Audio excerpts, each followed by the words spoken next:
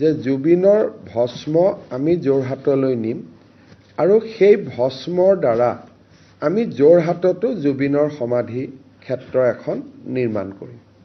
গতিকে মই ভাবোঁ যে ইয়ে যোৰহাটৰ ৰাইজৰ যি অনুভূতি, সেই অনুভূতিক কিছু পৰিমাণে হ'লেও সন্মান জনোৱা হ'ব।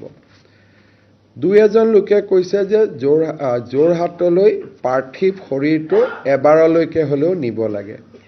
যদি আজি কোনোবাই জুবিনক চাইছে, পেটটো ইতিমধ্যে জুবিনৰ ফুলি গৈছে আৰু মুখখনো ফুলি গৈছে। আৰু যোৰহাটলৈকে আমি ডাইৰেক্ট নিব নোৱাৰোঁ। মৰিগাঁও, নগাঁও, জাগিৰোড এই যিটো যাত্ৰা, এদিন বা দুদিনৰ যাত্ৰা হ'ব, সেইটো কোনো পধ্যেই জুবিনৰ পাৰ্থিৱ শৰীৰে সহ্য কৰিব নোৱাৰে। সেইবাবে যোৰহাটৰ ৰাইজৰ ওচৰত মই ক্ষমা বিচাৰিছোঁ। মনত আমাৰ ইচ্ছা থাকি